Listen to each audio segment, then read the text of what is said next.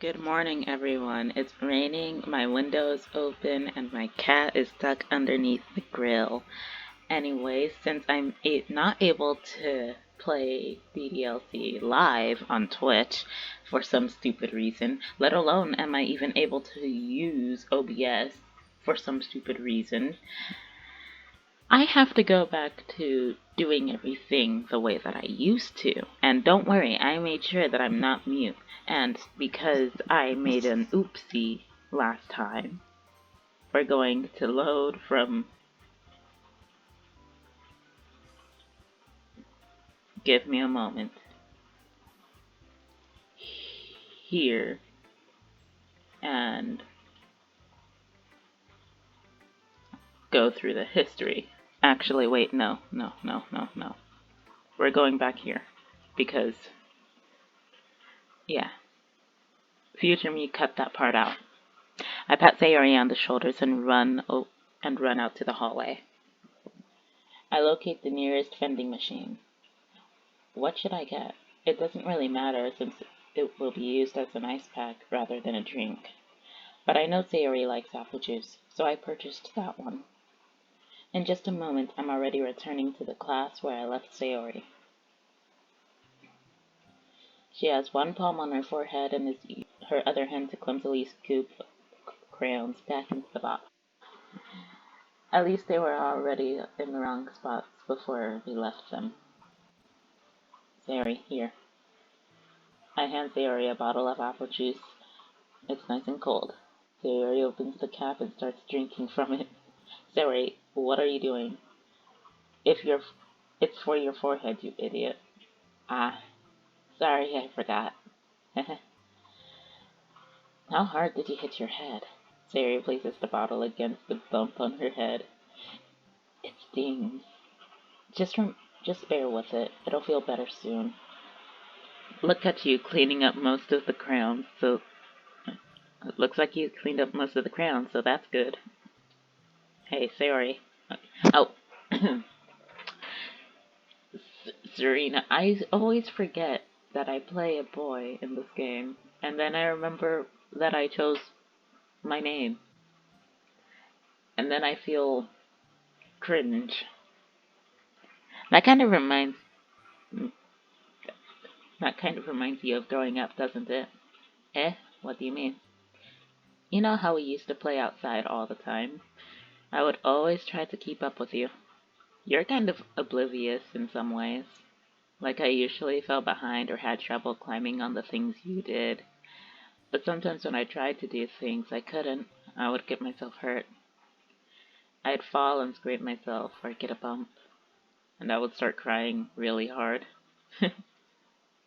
and you would rush as quick as you could.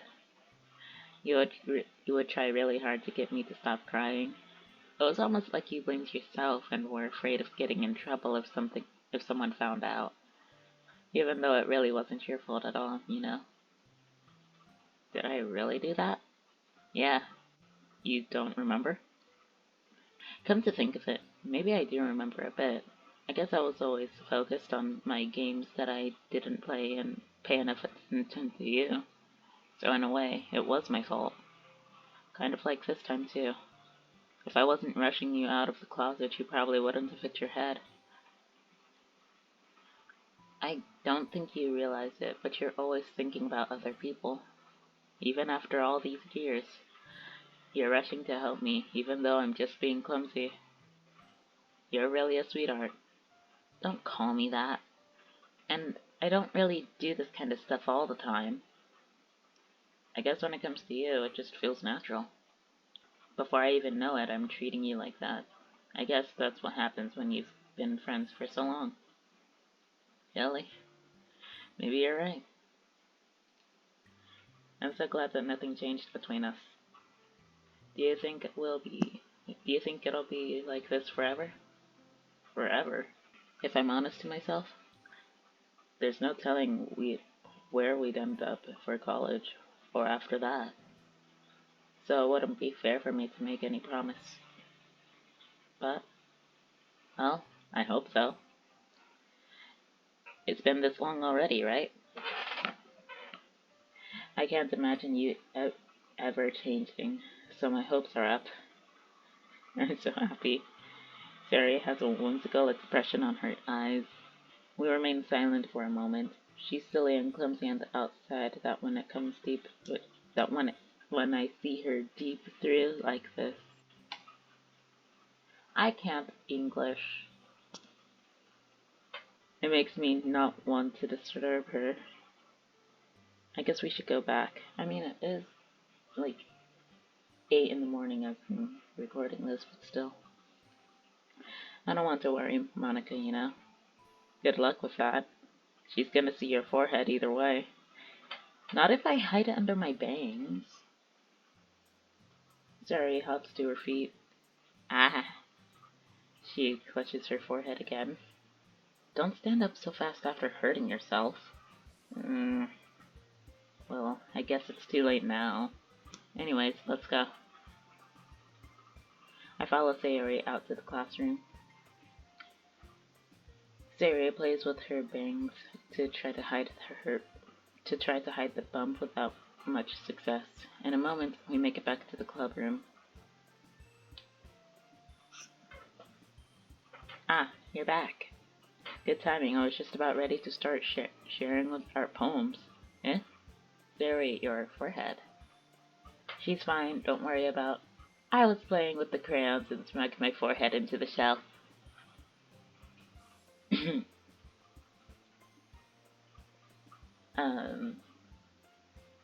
Well, anyway, were you able to find anything we needed? Uh-huh. I have it right. Eh? Sayori frantically glances around herself. I forgot all of the stuff. Calm down, Sayori. I have it all right here. I found the poster paper, too. Sounds like you ended up doing all the work. Sayori. Sayori. I failed to come up with an excuse for Sayori. I made it an adventure. Yeah, that.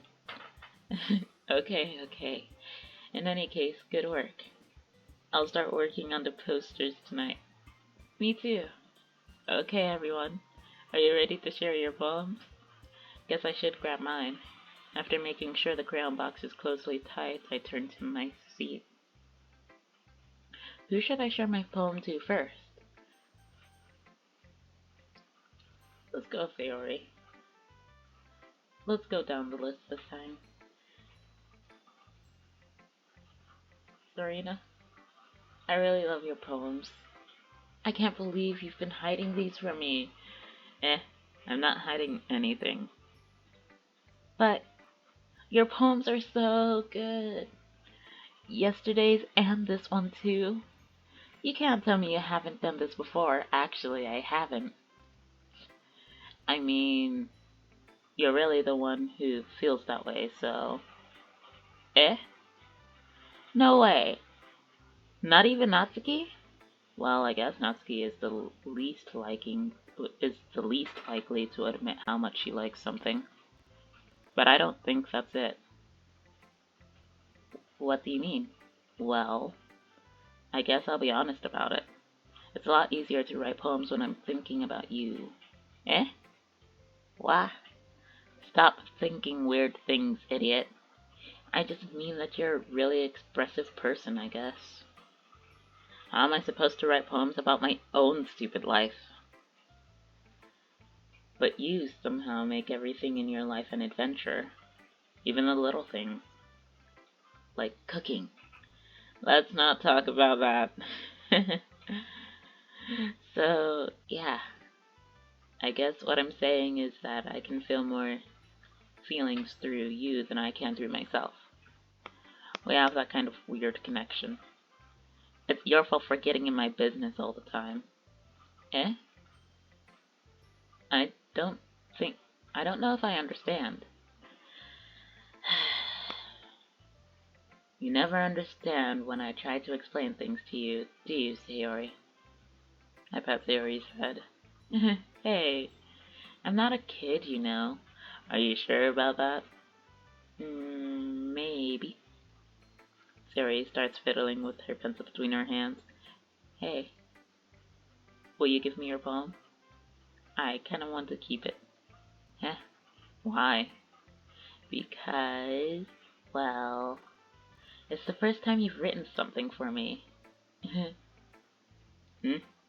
Sorry, you completely misunderstood. I didn't write this for you. Are you even listening anymore? Well, whatever. I'll give it to you when we go home. Really? Ah, I broke my pencil. Sorry, hastily bends down to pick up the piece she dropped. But being inattentive to her surroundings, she bumps right into me. Sorry. It's fine, it's fine. I'll get it for you. Bend down and pick up the broken pencil. Story clutches the desk beside her to support her knees shakingly. I'm a little clumsy today. Let's sit down, Sari. Yeah. I grab Sari's arm and help her sit up at the desk. Anyways, I still haven't read your poem. Oh. Sorry, I forgot about that. But it's not as good as yours. Jeez, don't worry.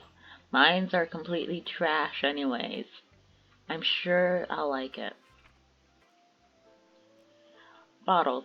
I pop off my scalp. I pop off my scalp like the lid of cookie jars. It's the secret place where I keep all of my dreams. Little balls of sunshine, all rubbing together like a bundle of kittens. I reach inside with my thumb and forefinger and pluck one out. It's warm and tingly, but there's no time to waste. I put it in a bottle to keep it safe.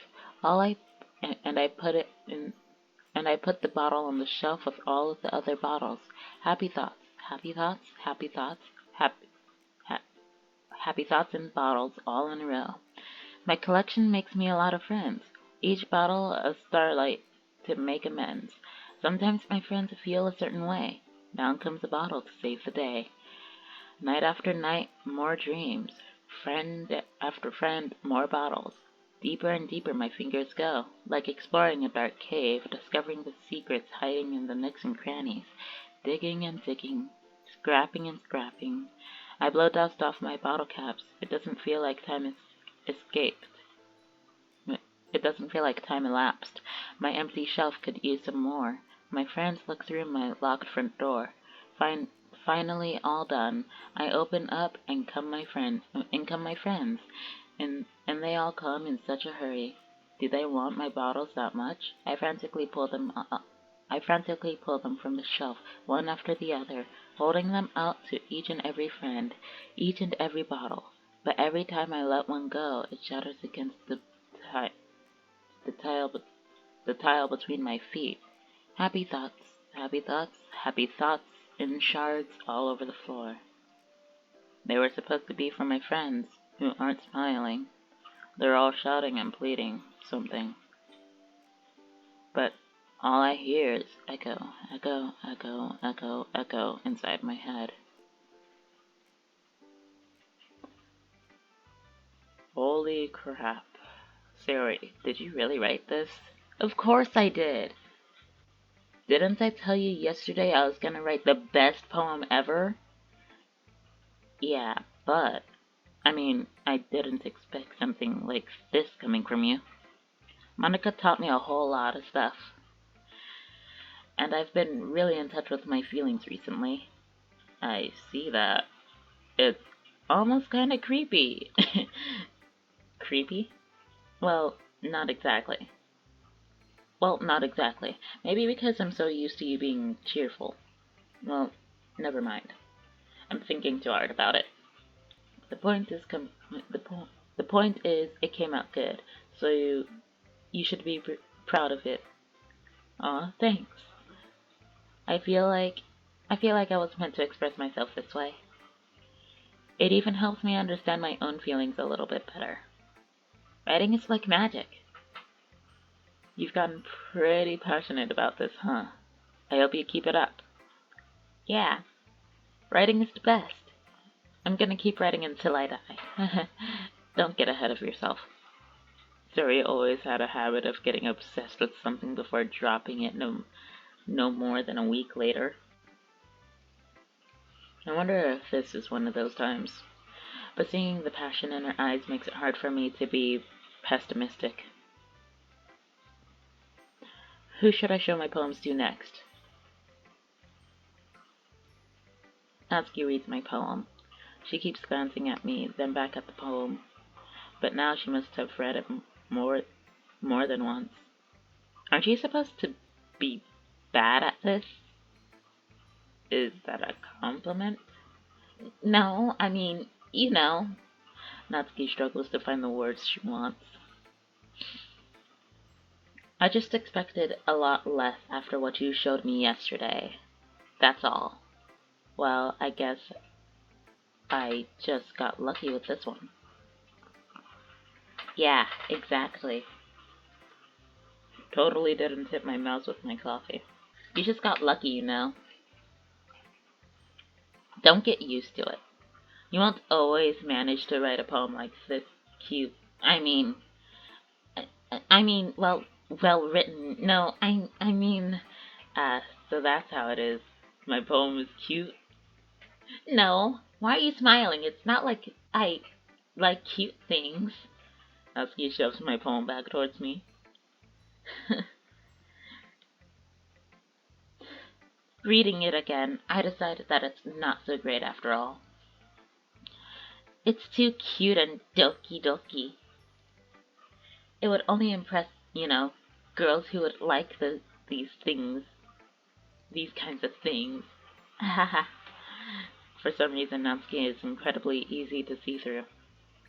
Well, anyway, you're gonna read mine now, right? Judging by your taste, you'll probably like it a lot.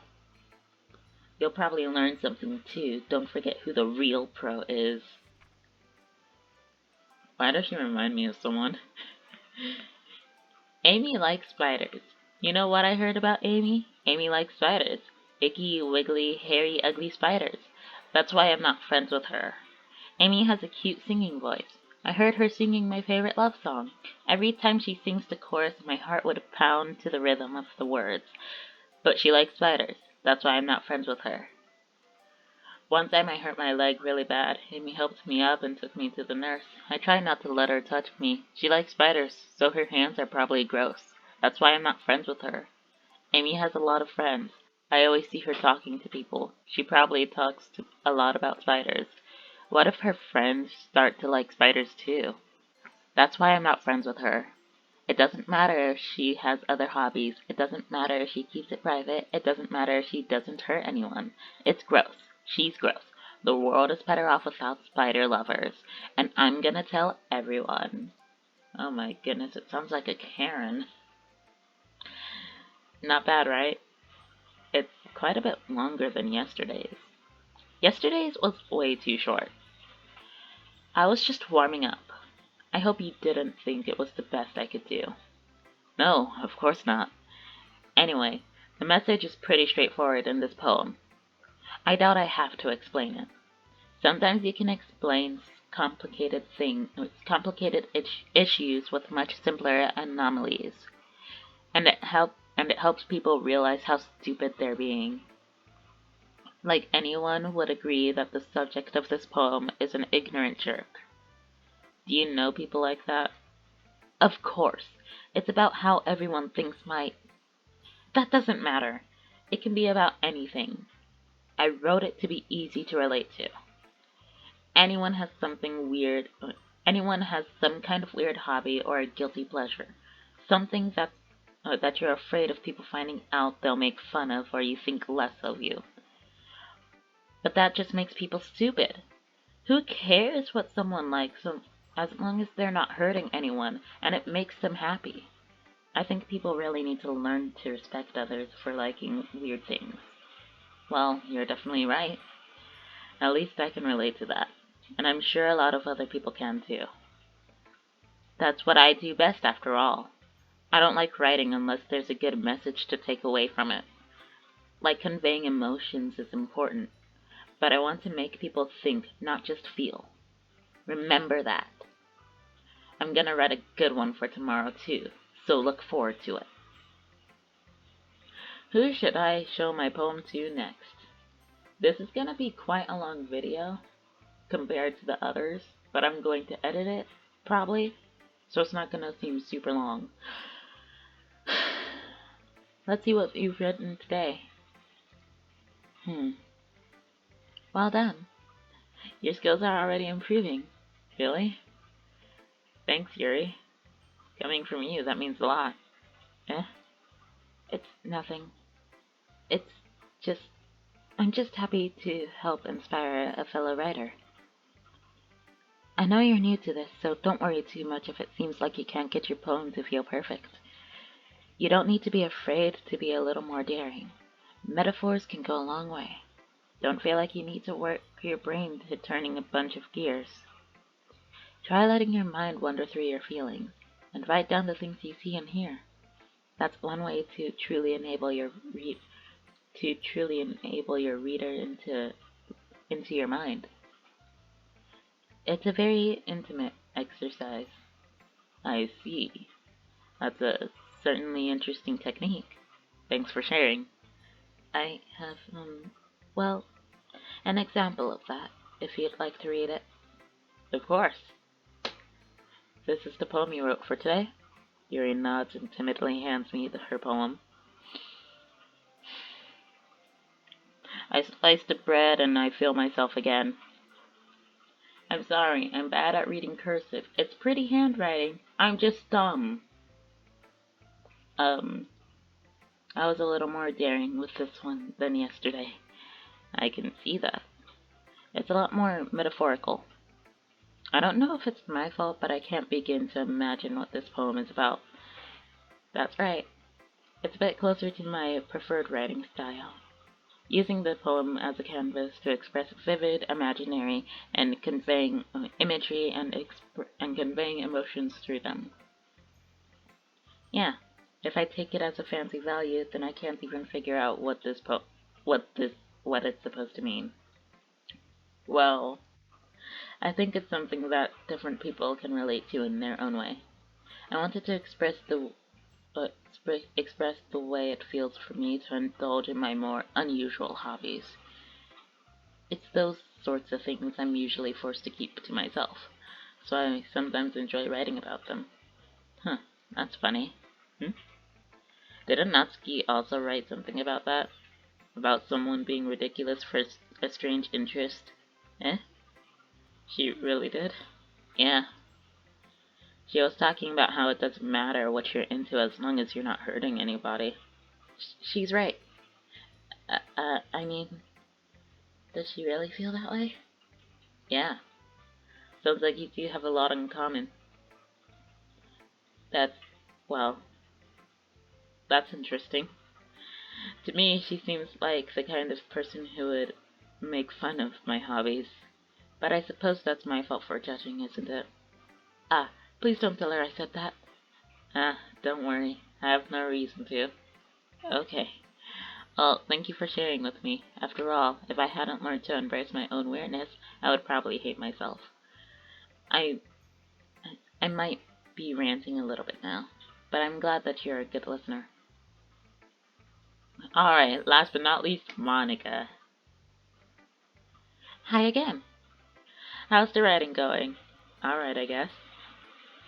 I'll take that, as long as it's not going bad.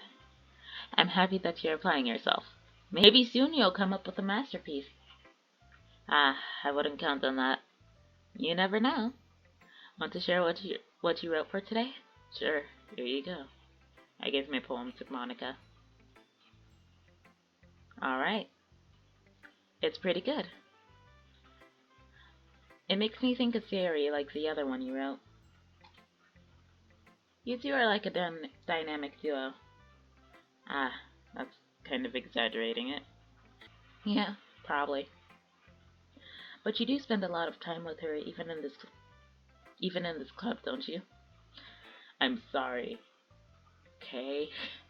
Ignore the small silence, and the squeaking of my chair, and the fact that I have coffee. Then again, I don't blame you for being a little shy. I'm not shy, it's just... I'm just teasing. You know it takes a bit of time to make friends with everyone. But Yuri and Natsuki are super interesting people, so don't be afraid to give them their share of time. And you can talk to me every now and then, too. I'm not, like, unapproachable or anything, am I? Ah, no, it's nothing like that. I'm just still getting used to being here, that's all. Yeah. I'm sorry if I was putting pressure on you or something. I really don't mean it like that. No, don't worry. I get what you're saying. Well, alright. But anyway, you want to read my poem now? I like the way this one turned out, so I hope you do too. Alright, let's take a look. Save me. The colors, they won't stop. Bright, beautiful colors, flashing, exploding, piercing, red, green, blue, an endless canopy of meaningless noise.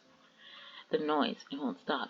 Violent, grating waveforms, squeaking, screeching, piercing, sear, current, tangent, like playing a chalkboard on a turntable, like playing valley, a valley on a pizza crust, an endless poem of meaninglessness. Load me.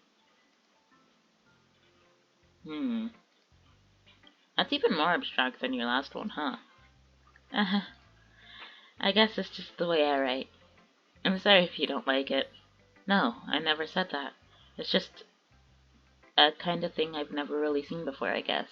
I kind of like playing with my space on the paper, choosing where and how I space my words to totally change the mood of the poem. It's almost like magic. The way I wrote the lines really sort of makes me feel like they're trying to speak over the noise. I see. It's still hard for me to tell what it's about, though. Sometimes asking what a poem is about isn't the right question. A poem can be as abstract as a physical expression of a feeling, or a conversation with the reader. So, putting it that way, not every poem is about something. Anyway, here's Monica's writing tip of the day. Sometimes you'll find yourself facing difficult decisions. When that happens, don't forget to save your game. You'll never know when you might change your mind. Or when something unexpected may happen. Wait, is this tip even about writing?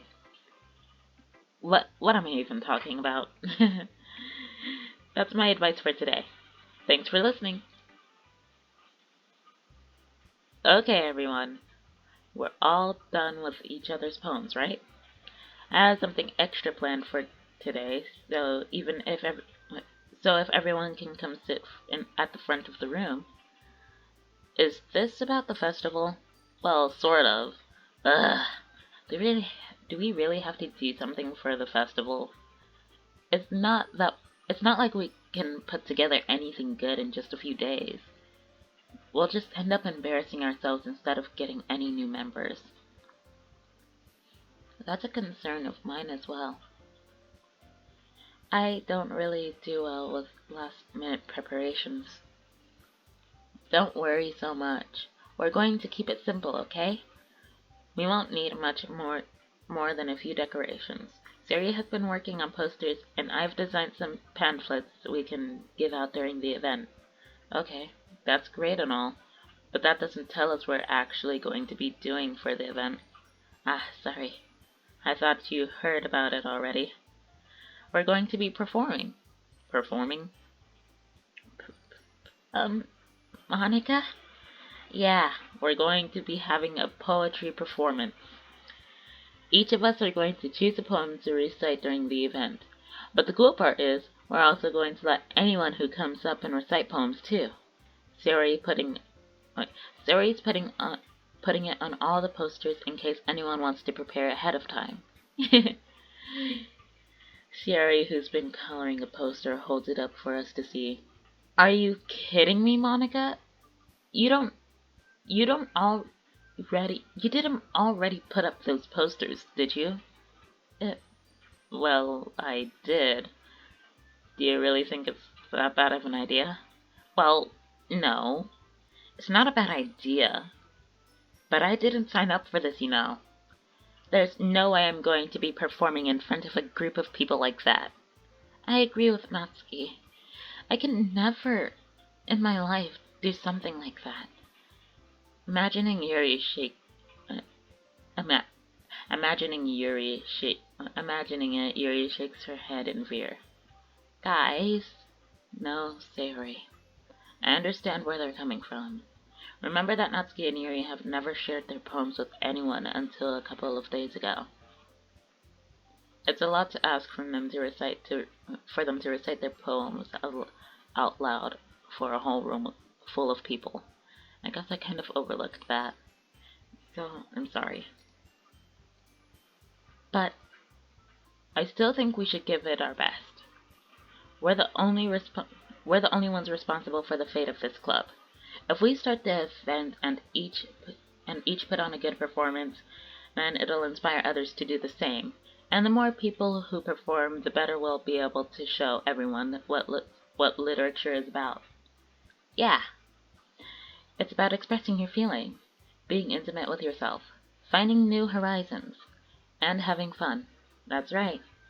And all those reasons that we're all in this club today. Don't you want to share that with others? To inspire them to find the same feeling that brought you here in the first place? I know you do. I know we all do. And if all it takes is to stand in front of a room for 2 minutes and recite a poem, then I know you can do it. Natsuki and Yuri remain silent. Sayori looks worried. I guess that leaves me no choice. I agree. I don't think it's too much to ask. To think that Sayori and Monica have been trying really hard to get new members, the least we can do is help them out a little bit. Well, maybe, but it looks like Natsuki doesn't have arguments left. Okay, fine. I guess I'll just have to get over with it. Alright. Thanks, Natsuki. What about you, Yuri? Yuri dejectedly glances around at everyone else's expectant faces. I guess I don't really have a choice. Ah, that's everyone. You're the best, Yuri. This club is seriously going to be the death of me. Oh gosh. You'll be fine, Yuri. But anyway, let's move on to the main event. I want each of you to choose a poem of yours. We're going to practice reciting them in front of each other. No way. Monica, this is too sudden. Well, if you can't recite your poem in front of the club, how do you expect to do in front of strangers? Oh no. Don't worry. I'll start off to help everyone feel a little more comfortable. Can I go next? Ah, of course. Now let's see. Monica flips through her notebook to the specific poem she has in mind for herself. She then stands behind the podium. And that's where I'm going to fix this one. And then we're going to the main menu. Thank you for watching videos. I know, shocker, right? Just like the last one. Ooh, spooky. It's October, so I had nothing better to do. It's raining, as you can clearly hear. I hope that I was louder than the rain for most of it. I'm sorry that you heard my chair squeaking, and I'm sorry that I was drinking coffee in the middle of this recording. But it's morning, okay? It's barely just 9 as I'm finishing this recording, and I hope my cat got free from under the grill. I don't know how it happened. They're weird that way.